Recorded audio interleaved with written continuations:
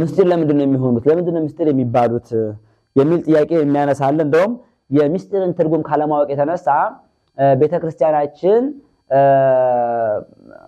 ከመመናን የምትደብቃቸው ነገሮች ያሉ የሚመስላቸው ሰዎች አሉ። ምንድነው ምስጢር የምትሉት? ምንድነው መጋረጃ የምታበዙት? ምንድነው ለመሰወር የምትሞክሩት? ሁሉ በዚህ ዘመን ሁሉ የተገለጠ ነው፣ ሁሉ የታወቀ ነው ያሉ ቤተክርስቲያን ከመመናን ከልጆቿ የምትደብቃቸው የምትሰውራቸው ነገሮች ያሉ የሚመስላቸው ብዙ ሰዎች አሉ። ግን እንደዛ ነው ወይ ሲባል እንደዛ አይደለም። መመና ለእናት ቤተክርስቲያን ለልጆቿ የማታስተምረው ትምህርት የለም፣ የማትገልጠው ምስጢር የለም። ሁሉን ትገልጣለች፣ ሁሉን ታስተምራለች። እንደያቅሙ ነው፣ እንደያቅሙ ሁሉን ታስተምራለች። ያ ሲባል ግን እንደያቅሙ ነው።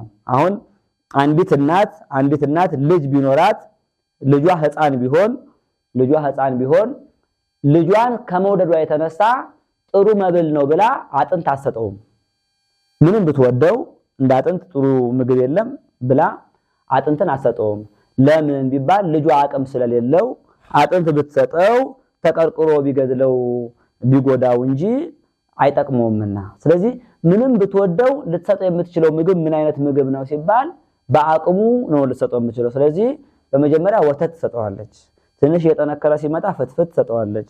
እያለ ሲመጣ ከጽኑ መብል ታደርሰዋለች እንጂ በአንድ ጊዜ እወደዋለሁ ብላ ለሱ ሊጎዳው የሚችል ግን ጥሩ መብል ነው ብላ አጥንት አትሰጠውም። እንደዚሁም ቤተክርስቲያናችን ምዕመናን ከዓለማዊነት ከምድራዊ ሐሳብ ከስጋዊ ሐሳብ ከፈቃደ ስጋ ተነስተው ከኃጢአት ስፍራ ተነስተው በንስሐ ወደ ቤተክርስቲያን በመጡ ጊዜ ቀስ እያለች ታስተምራቸዋለች። የሚበቃቸውን የሚችሉትን በአቅማቸው ልክ እያስተማረች ታበቃቸዋለች። ከምስጢረ ሥላሴ ታደርሳቸዋለች። ትልቁ ማዕረግ ላይ ታደርሳቸዋለች። ቀስ ብላ በጥቂቱ እንደ እናት እየመገበች ቃለ እግዚአብሔር ወተት ይባላል። እንደ ቆሮንቶስ ሰዎች ማለት ነው። የቆሮንቶስ ሰዎችን ሐዋርያ ቅዱስ ጳውሎስ ቢወዳቸውም ጽኑ መብል አልሰጠኋችሁም ነው የሚላቸው። ጽኑ መብል ሀሌበ ወጋይኩክሙ ወተትን ጋትኳችሁ እንጂ ጽኑ መብል አልሰጠኋችሁም እንደሚለው ከወተት ይጀምራል። ወይም ደግሞ ከቀላሉ ቃለ እግዚአብሔር አንድ ያላመነን ሰው ሀገርህን ለቀህ መንነ ትዳርህን ሀብትህን ንብረትን ለቀህ ሂድ የሚለውን የብህትውና የምንኩስናን ትምህርት ቢያስተምሩት ላይሆንለት ይችላል። ግን እየበላህ እየጠጣህ ቀስ እያልክ ተለማመደው ብላ ቤተክርስቲያን ስታስተምረው በሃይማኖቱ ይጸናል። እያደገ ይሄዳል ማለት ነው። እና ላደጉት ሰዎች ግን የማትገልጠው ለበቁ ሰዎች ለፍጹማኑ የማትገልጸው የምትደብቀው ምስጢር የላትም ማለት ነው ቤተክርስቲያን። ስለዚህ በቤተክርስቲያን የሚሸሸግ የሚደበቅ ከመማን የተሰወረ ነገር ምንም አይነት ነገር የለም፣ ሁሉ ግልጽ ነው ማለት ነው። እና ምስጢር ታዲያ እዚህ ጋር ለምን እነዚህ ምስጢራት ተባሉ? እነዚህ ጉዳዮች አምስቱ ለምን ምስጢራት ተባሉ ስንል ምስጢር በሁለት ከፍለን ልንመለከተው ይገባል። የመጀመሪያው ምስጢር ሁለት ሰዎች ስለ አንድ ነገር ይነጋገራሉ።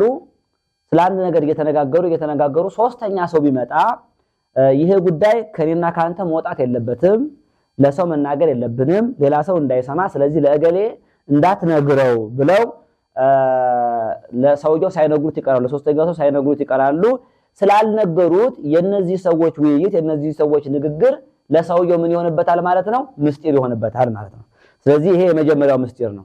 ምን አይነት ምስጢር ማለት ነው? ስላልተነገረ ምስጢር የሚሆን ስላልተነገረ ስለተደበቀ ምስጢር የሚሆን ነገር ቢነገር ግን ወንድማችን ያልን የነበረው ነገር እንዲህ ነው ብሎ ቢነግሩት ግን ምስጢር አይሆንበትም።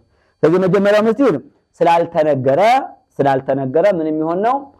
ምስጢር የሚሆን ነገር ቢነገር ግን ቢገለጥ ግን ምስጢር የማይሆን ግልጽ የሚሆን ነገር ማለት ነው። ይሄ በመደበቅ ባለመነገር በመሸሸግ ምስጢር የሚሆን ነገር ነው። ሁለተኛው ምስጢር ደግሞ ምን አይነት ምስጢር ነው ስንል ከነገሩ ክብደት የተነሳ ከነገሩ ከአይምሮ በላይ መሆን የተነሳ እየተነገረ ምን አልከኝ የሚያስብል ማለት ነው። ምንድነው እሱ አልገባኝም ይላል። ይሄ ነገር እንዴት ነው ብሎ ይጠይቃል። ይሄማ እንዲህ ነው ብሎ ይነግሩታል። ከዛ በኋላ ከነገሩ ክብደት የተነሳ ከሰውየው አይምሮ አለመረዳት አቅም ማነት የተነሳ ነገርየው ከአይምሮ በላይ የሆነበትን እስኪ ምን ማለት ነው ድገመው ይላል። አልገባኝም ይላል። እየተነገረው ምን ይሆንበታል ማለት ነው? ምስጢር ይሆንበታል።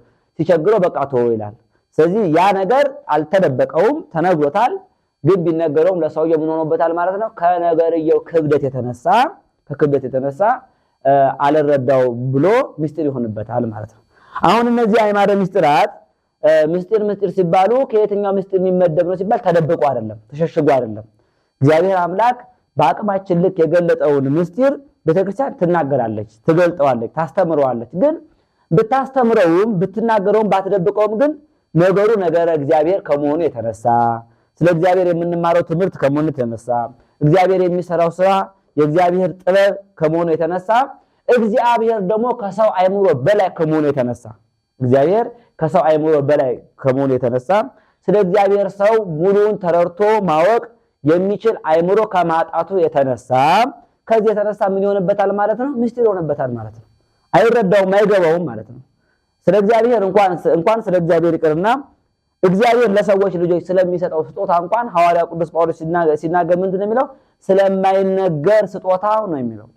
ስለማይነገር ስጦታው እዚህ በቆሮንቶስ መልእክቱ ላይ ስለማይነገር ምዕራፍ 13 ስለማይነገር ስጦታው እግዚአብሔር ይመስገን ይላል። እንኳን ስለ እግዚአብሔር እንኳን ስለ ሰጪው ይቅርና ስለ ስጦታው መናገር አይቻልም ማለት። ዛሬ እኛ ስለ መንግስተ ሰማያት ስንነጋገር ተራራዋ ዳቦ፣ ባህሩ ወተት፣ ማር የምታፈልቅ እያልን እንናገራለን። አሁን ይሄ ማር ወተት ዳቦ በመንግስተ ሰማያት ኖር አይደለም። ግን እንዴት አድርገን እንግለጽ?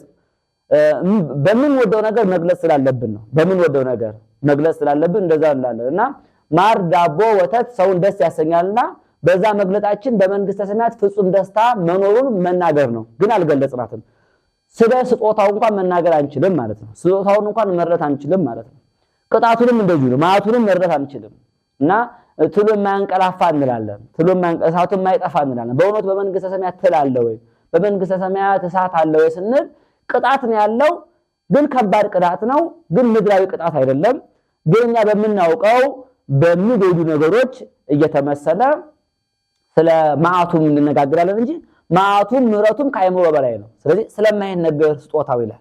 እንኳን ስለ እግዚአብሔር ስለ ስጦታው መነጋገር ማወቅ አይቻልም። ስለዚህ የእግዚአብሔርማ ነገር ከአእምሮ በላይ ነው እና በእነዚህ አዕማድ ውስጥ በአምስቱ አዕማድ ውስጥ የምንማረው ነገር እግዚአብሔርን ነው። በሚስጥረ ሥላሴ ስለሱ ስለ አካሉ ስለ ባህሪው ነው የምንነጋገረው። ሚስጥረ ሥጋዌ ሰው ስለመሆኑ ነው የምንነጋገረው። በጥምቀት አማካኝነት ስለሚሰጠው ልጅነት ነው የምንነጋገረው። ስለ አዲስ ኪዳን መስዋዕትነት ስጋውን ስለመቁረስ ደሙን ስለማፍሰስ እሱን በልቶ ሕይወትን ስለማግኘት ነው የምንነጋገረው። ሚስጥረ ትንሣኤ ሙታን ላይ ስለ ትንሣኤ ሙታን ሞቶ ፈርሶ በስብሶ ስለመነሳት ነው የምንነጋገረው። ይሄ እንዴት ነው ሲባል ከአእምሮ በላይ ነው። ሰው ሊረዳው አይችልም። በእምነት ሆነን ነው የምንረዳው። ሃይማኖትን ልንረዳ የምንችለው በእምነት ሆነን ነው የምንረዳው እንጂ በመመርመር እስከ ጥግ በመረዳት በእኛ ሂሳብ በእኛ ልክ የምንረዳው ነገር አይደለም። ከዚህ የተነሳ ምን ተብሏል ማለት ነው? እየተነገረ ሳይደበቅ ሳይሰወር ቤተክርስቲያን መምህራን ሊቃውንተ ቤተክርስቲያን እያስተማሩት በመጽሐፍ ተጽፎ እያለ ግን ለኛ ምን ይሆናል ማለት ነው? ምስጢር ይሆንብናል። ስለዚህ ወስነን ነው የምንረዳው። መጻሕፍት ራሱ ወስነው ነው የሚረዱት። በመጽሐፍ ቅዱስ ቃላት አይገልጡትም። እግዚአብሔርን ቃላት አይገልጡትም።